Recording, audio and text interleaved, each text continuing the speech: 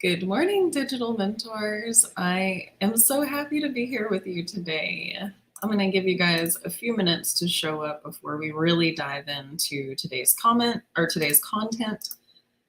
Hello and good morning, digital mentors. If you're popping in, make sure that you are here in the comments so that you can chat along with us as we have this discussion. My name is Monique. I am the Content and Trainings Director for Digital Mentors. Proudly. I love this community and I love the team behind the scenes who is really contributing, good morning Nathan, and helping you guys build the business of your online dreams. It's really miraculous, like getting to see what Brian, Norb, and Jim mold each of you into who are in the incubator and rockstar program. It certainly has stars in my eyes for what's possible for myself and everyone else in our community. It really is just mind-blowing seeing what they're able to do for our clients. So I hope that you had attended our workshop last weekend, or that you show up on these wake-up calls that we have every Monday through Friday at 11 a.m. Central Standard Time, or that you have a membership with us and you're following along and sharing what you're building inside of the member community so that you can get the feedback and insight that you need to really sharpen your offers and get those leads in and get your business out into the world. Today, I want to talk to you a little bit about your entrepreneurial path and the process of charting it, how to know when to stay where you're at and when it's time to pivot. So I hope that this conversation is reaching you at exactly the moment that it needs to. If you're already excited and the topic alone resonates with you, let me know in the chat. Drop your favorite emoji, drop a heart emoji. And I also just want to share that today is my 37th birthday, and I intentionally booked a wake-up call to start my day off with you guys today because I feel so passionate about where I'm at in my life personally, and a big part of that is being a part of Digital Mentors. It's a two-sided journey for me. Like, one, I get to be a part of the team and I get to support and assist all of you guys. But on the other side, I also get to absorb all of this phenomenal educational information and I get to implement it into my own business. I've been here since the end of January, and getting to see what you guys are creating and the shifts that you make in your content creation and how you show up has just been beyond inspiring for myself. I love being here and I love connecting with you guys and I love seeing what you're creating. So thank you for being here and celebrating my birthday with me. This particular conversation feels very resonant with the roots of who I am and in my own personal journey. So I would say back in 2010, I received my first tarot deck and I received my first online job where I got paid by check, by mail, $200 a week for managing a online community and posting on social media, primarily Twitter. Okay, so you can imagine the anticipation that I felt. Good morning, Taria. Having to receive payment by mail. So that was its own experience. But I'm saying that because I have been in the spiritual entrepreneurial world as long as I have been in the digital marketing world. Those two paths for me have been intertwined. And I happened to come across an audio the other day when I was cleaning out my Dropbox. Thank you, Beverly. I appreciate that. Of a reading that I received from a friend back in 2017. And I was having this dilemma where I was like, do I pursue digital marketing? Do I pursue spiritual entrepreneurialism? And this tug of war happening inside of me. That tug of war went on for a very, very, very long time. Like there are even still traces of it that have shown up earlier this year where I'm debating which path to go. And the truth to that is that both of the essences of spiritual entrepreneurialism and digital mentorship and digital marketing have been happening at the same time for me. They've been intertwined. They've been meddling together. And I had been wanting to like go this way or that way, but the reality is that they will forever be a blend for me. I think I'm like stumbling over my words because this is the first time that I've like shared this publicly. It's normally an internal conversation that happens. So thank you for witnessing this unveiling of this new chapter that I'm in, where I have made that pivot to no longer have to choose like this box or that box. It is both. And what that looks like may change over time. But internally, I know whether I'm speaking to someone about their website, their marketing, their social media strategy, all of those things are how to execute a business idea that they have, that spiritual aspect of me, that intuitive piece of me that comes through when I was doing readings or things like that shows up inside of those conversations too. So I want you to take a moment to consider, in the last 10 years, 12 years, what has your entrepreneurial journey looked like? And you can share a little bit about that in the chat if you want to. Like, have you pursued one topic, one thing? Do you dabble in different arenas? Have you already blended some of that together? Have you struggled with staying one course, one path? Or has that come easily to you? Have you only been pursuing online entrepreneurialism for a short period of time? And maybe you were in an entirely different career before that. So over the last decade, just consider what your path has looked like. And also consider what you've struggled with along the way. Now, I'm not the only person who will say this. This is a very common phrasing, especially now, but knowing your why. I know that we also talk about this here at Digital Mentors and formerly MLSP, where if you are not connected to why it is that you are doing something, and it can't just be the money, because we all want more money. We all want those streams of revenue. Like in your soul's essence, deep down, why is it that you are pursuing what it is you're pursuing in the way that you are pursuing it? And a lot of us here, it's because we want that freedom of time where we get to choose how, when, where, why we spend our time. Good morning, Tanis. Hello. A lot of it can be because of the people that we love in our lives, that we want to financially make a contribution to, whether that's our immediate family or our parents, or even just people around us that we want to be able to contribute to in monetary ways. You really need to be connected to the why. Now, personally, it's okay. There's Tanis spelled my name with an H and it doesn't have one, but there are like 20 different ways to spell Megan. I do not get offended whenever we adjust the spelling. It's fine. Anyways, over that last 10 years, as you were moving towards things, were you always connected to why it was you were doing what you're doing? Now, for me, it took me a long time. It really took me about 10 years and being in different fields, having different jobs to get really clear about what was important to me.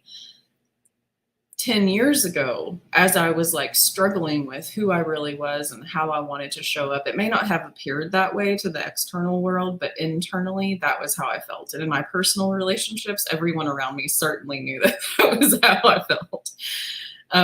And I had this uncertainty of whether I was heading in the right direction, whether I was doing the right things, because for me, it felt like some of the pieces just weren't clicking together the way that they should, in the ways that they were for other people. Future Megan sitting here, looking back at that journey that past Megan went through, and I say this to you and your past selves, and maybe even where you are now with what you're facing, there is always a purpose, even if you're not connected to it. When I look back over the experiences that I had and the way that I was like struggling with it, I learned now in hindsight through what I went through. I have gathered so much information and learned so much about myself in regard to what I want and why it is that I'm doing what I'm doing. So if you are in a season where you're like, I don't know if I'm in the right place, I don't know if I'm focusing on the right thing, I don't know if I'm moving in the right direction, continue to collect information and do your best to not get lost in that feeling of where am I and what am I doing?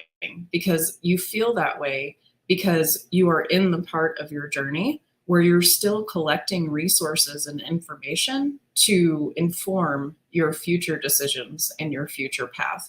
You are not in the wrong place. You are not doing the wrong thing. And if you feel the sensation within you that you need to pivot, do that. Move in the other direction. But it's important to remember that just because you're pivoting right now doesn't mean you're always going to stay in that one category. I know that was a mistake that mentally I made a lot. I was thinking, okay, I'm going to change this and I'm going to do this forever. In this day and age, in the energies that are present right now, there is not anything that we are going to choose that we are going to do the same way forever. We will be in a constant state of change. And I know that that's always been true to some degree, but correct me if I'm wrong, it does feel like intervals of time are happening a little bit faster now and change and shifts are happening a little bit faster now, a little bit quicker now. It could be just because I'm now 37 and I haven't been this age before. I don't know. But I've spoken to a lot of people that feel that way. The experience of time has changed since pre-pandemic.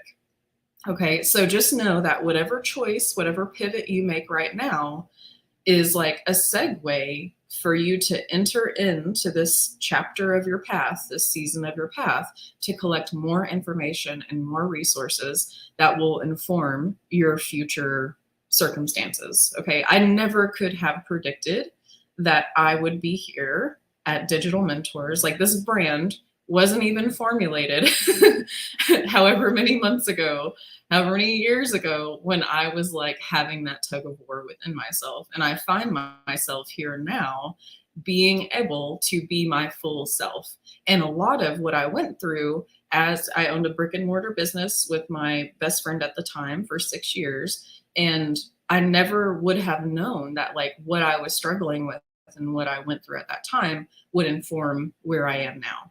And that job, that very first job that paid me $200 a week by check, it was my first online job. What I was doing back then has informed my role that I have now. So I need you to trust and release some of the control that you might feel and just take action with what is before you today.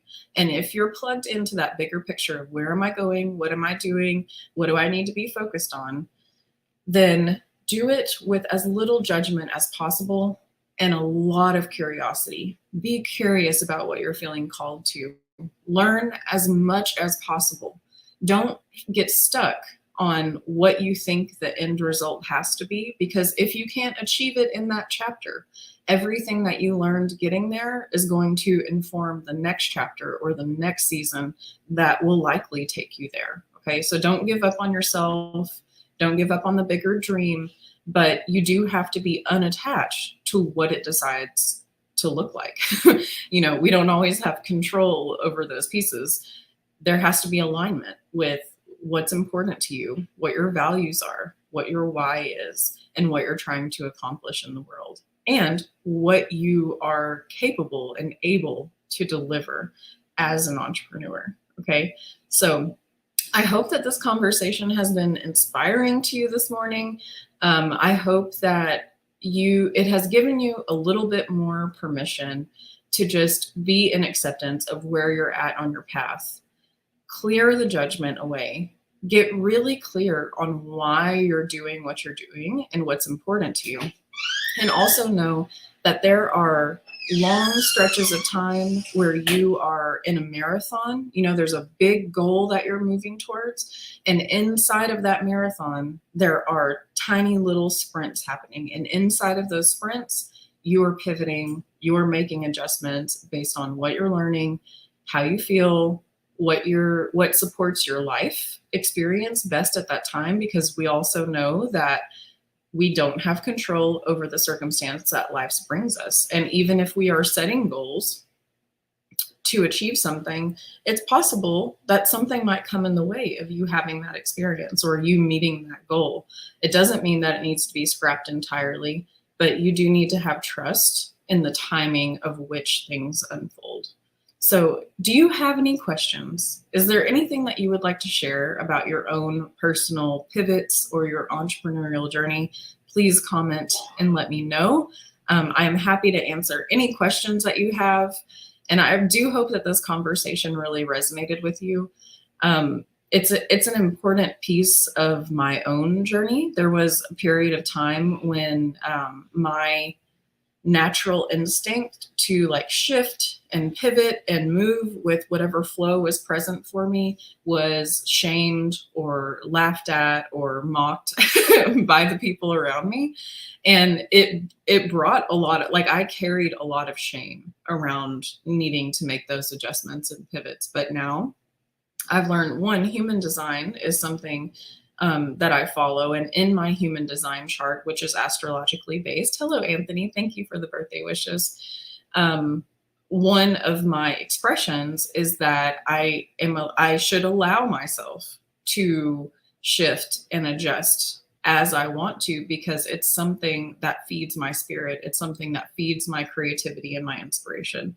Does this mean that I scrap all of my goals or the milestones that I'm mapping as I'm making these pivots? Not necessarily, but how I get there may look different than what I had originally anticipated.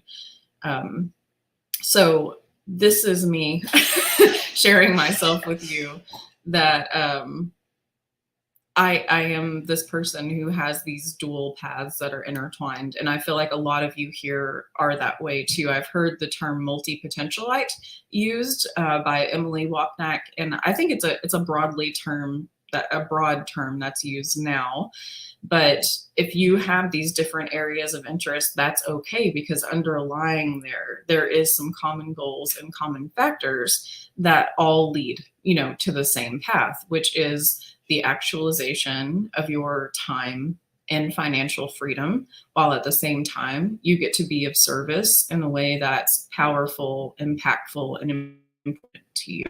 And if you are here at Digital Mentors, you're in exactly the right space, because that's what we all want here. That's what we all want to experience. That's what we're all creating for ourselves. You can, in any of the coaches and leadership that show up on these wake-up calls and in our trainings, they have brought that to life for themselves and in their business. So you definitely want to make sure that you're gravitating into their energy and just absorbing all that you can. I know that I am. And implement. Be curious. Release the judgment. You got this. And it may not look how you thought it would look, but the more you can have acceptance for yourself and the way that your path is unfolding and your need to refresh and readjust and continue to move forward is your own unique formula, your own unique blend of what you need to bring to the world. That authenticity is what is going to attract your client base to you. Anthony said, I came in late, but I realized that I have to pivot and prune down and have laser focus on the goal. Yeah. So, I'm glad that you're in here, Anthony. I see your face in all of these conversations, and I see you share on social media, and you're just such a light, and you bring the energy to your audience. You bring the inspiration to your audience. So I'm really excited that you're feeling the need to pivot and prune down. And I'm curious, if you want to share anything, I would love to hear what that looks like for you, what some of the ideas are. And I understand if you're still in the process of deciphering that for yourself, that's totally fine. Laser focus on one goal. Yeah. And I think you may have missed this because it was a little bit earlier in the conversation, but there are different seasons and different chapters. And up until now, you may have been in the chapter where you needed to try a bunch of different things, or you needed to, sprawl out and see what worked and what didn't, and what excited you, and what you could build consistency around and what fell away. And now that you're going to pivot and you're going to prune down, you can just clear away what feels like noise or clutter and get really clear about which direction that you're heading in. And I will say that simplifying and finding the simplest version of what you want to create and what you want to share with the world is the best direction to go, because anything that has too many moving pieces, it can just be too challenging to manage that consistently over long periods of time. Anthony said that he feels like affiliate marketing is my calling, and I find myself falling back into that. That's great. I'm on TikTok, and there's so many different ways, to really utilize affiliate marketing, especially if you're representing products that you love and that you can stand behind. You can build a whole business around your particular taste in brands and aesthetics and experiences. And that way people know to come to you to find a certain collection of resources, and you're building revenue by not having to deliver those services, but by getting people to sign up through you. So I think that that's great. And I do follow a lot of people who, in my realm, they're like women who have self-care products or clothing or home decor. There is one person that I follow who only does home decor, and she has a particular style that's like mid-century greens, oranges, leathers, those types of things. And all she does is link her affiliates to like where she buys those types of products. I know that she has sponsorships. I know that she has grown a following in the last 3 years to it's probably like 60,000 people now on Instagram. So if maybe you can approach this new chapter of your affiliate marketing that way, Anthony, is like, what sort of aesthetic are you trying to create for your audience? And what types of products do you want to be an affiliate for? And that way people know to come to you for that type of ambiance, whatever it may be. And you're building your income through your affiliate links. So I'm excited to see how that unfolds for you, Anthony. Thank you for sharing. Taria, thank you. I'm so glad that this is valuable. I know a lot of us, when we get up here to lead the wake up call, we start in one place, and sometimes by the end of it, we're like, I hope that made sense to them, because it really is just a sharing of our own personal journey and what has worked for us, and passing that information along to you as we begin our week, so you can get your head straight and pointed in the right direction. But I want you all to know that we're so grateful for you here at Digital Mentors. If you are a member, tonight we have new member orientation at 5 p.m. Eastern. On Tuesday, you can drop your links in the member community for Jim, and he will review and give you feedback. On Wednesday at 4 p.m. Eastern, we have our weekly webinar. You can register for that at weeklymarketingwebinars.org. And then on Thursday, we will have our social media marketing training. Now, this is only for our members, and all of it is streamed in the member community. But if you are not a member, you can tune in right here on our fan page every morning, weekday morning at 11 a.m. Eastern for inspiring conversations to boost your mindset and get your week started, so you can make sure that you're heading in the right direction and in alignment with what is most important to you. Thank you guys for being here this morning. I hope that you are loving yourself. I hope that you're appreciating the journey that you're on. And if there's anything that we can do for you here at Digital Mentors, do not hesitate to reach out so that we can provide you with that support. I hope you have an awesome Monday, and I'll see you soon.